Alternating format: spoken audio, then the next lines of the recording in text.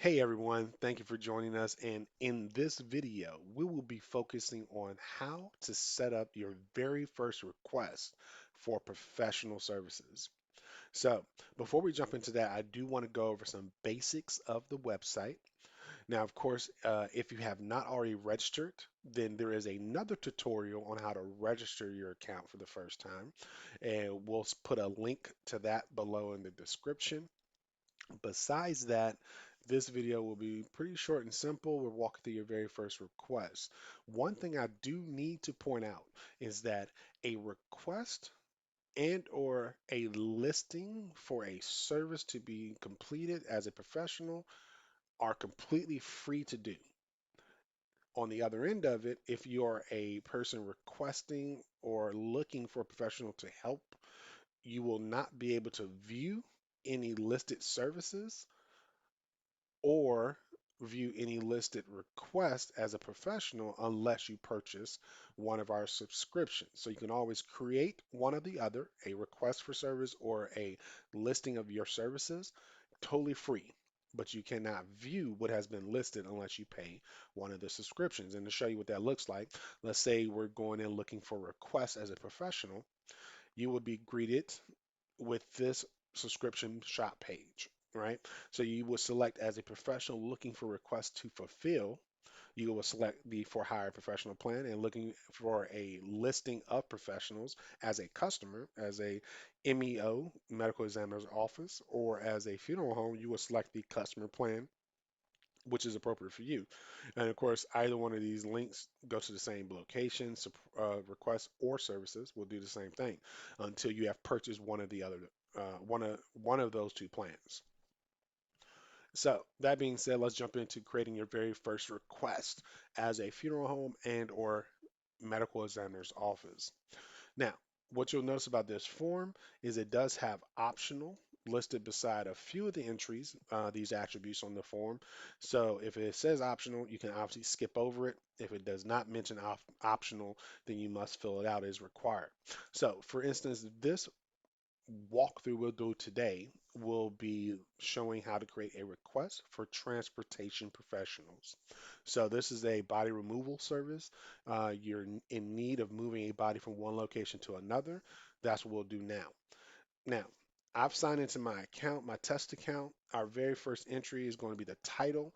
I do recommend using, as you see here, I've already filled this out before, but recommending using the origin location, Rock Hill, South Carolina, to the destination, Charlotte, North Carolina, is a great title to have. And of course, you want to select transportation. Now, the phone number formatting is not enforced, which means you can type it any way you would like. And once again, I've done this one already. So, but we're going to change the phone number just a little bit. And I'm doing a dot notation. All right. And it doesn't matter. Whichever one is easy for individuals to read, they will be calling or emailing you based on what information you provide. Emails are totally optional, but we do recommend it obviously in today's world. So let's just say top officer at homes.net. And here's where you enter in the origin address. Now, we do have an example here. You want to enter the entire address, including the zip code if possible. So I'm just going to select what we've done before. And the same goes for the destination address. Enter the entire address in this one field. Very important. These fields will show up for the professional to see, so they'll get a good understanding where they're starting and where they're ending up. Now, the budget is totally negotiable, but it is whatever you and your internal office has decided is what you want to ask for or what you're willing to pay the professional to do this job. We'll stick with the $250 that is already there. The start, the date of pickup, the start date also allows you to set the time. We'll say noon on the 24th of November, and we'll say the drop is the same day. So the destination needs to be, the drive needs to be completed, transportation needs to be completed the same day. And we'll do 4 p.m., give us 4 hours to do the job. Number of bodies. We'll just say this is Well, actually, we'll do two bodies. Okay. And then the number of cremated remains as number of containers. We'll say we have one. Now, the total weight. Now, obviously, you want to put on a good idea between the two bodies as well as the cremation remains. So we'll just say, I don't know, 410 pounds. Now, this is important. If you're in a location and you're crossing state borders or anything like that, and you know a license is required to sign to pick up the body, then you want to put license required, or permit can also fall under that category. And then also whether or not you would like to have a refrigerated transportation unit or not. It is not it's not something that most individuals are required to have, but it is a plus depending on how far you're having the body transported if a refrigeration unit is available. So here we have those options you can select if you like. I'm just going to put refrigeration unit. Well, actually, I'll do license required, but you don't have to select either one of those. All right, so now what you want to do is do you want to put information that is important for the professional, in this case, the transporter, the body removal professional. You want to put that information that is relevant to them in the description portion of this, okay? So here we'll put like a point of contact, which is in your office, and we'll just say Mark and then Hall. And then we might give a extension or another phone number, whatever is best to contact Mark at. And you can type it however you like to. And of course, since we use hyphens, I'll probably do dot again for this phone number. Now also, we had two bodies in one cremated remains container. So let's say body one, I might put female, and then let's just say is maybe 110 pounds. Um, and then second body, body two, we're going to do male, and that would be, what is it? Let's just say 200 and, oh, sorry, 290 pounds. And then the remaining for the container,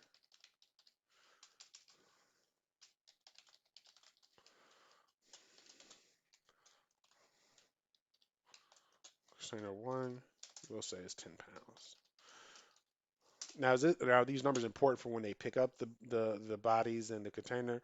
Probably not, but it's more or less for the transporter to understand how much weight they'll be transporting, or to make ensure that they have the proper number of individuals with them when they pick up the bodies, because some bodies are heavier than others, and it does take a lot more effort, right?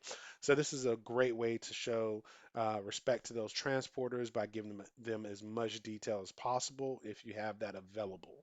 Of course, you can also add a note, please leave bodies and container uh, in storage at funeral home. Key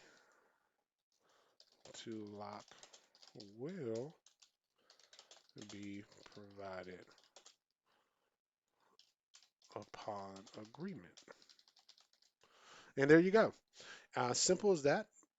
We have all the information that is pertinent for a transporter to understand. You also may have a requirement for a type of vehicle. I don't know, right? But the description is where you put the rest of the information. So just go through it again, double check what we have. We have the title, which is the starting point to the end point, which is the origin location, origin address to the destination address.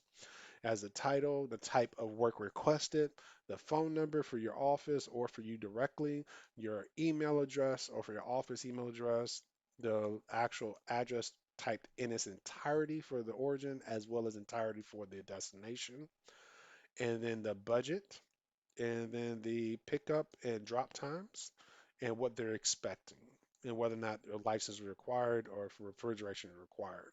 So now we'll go ahead and hit submit. We'll let this load up, and then once completed, we will have,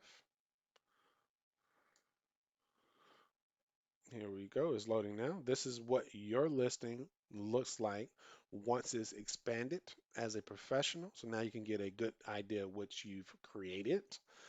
Um, Also, you will see that a professional will have the option to make an offer to you, which will be communicated through your registered email.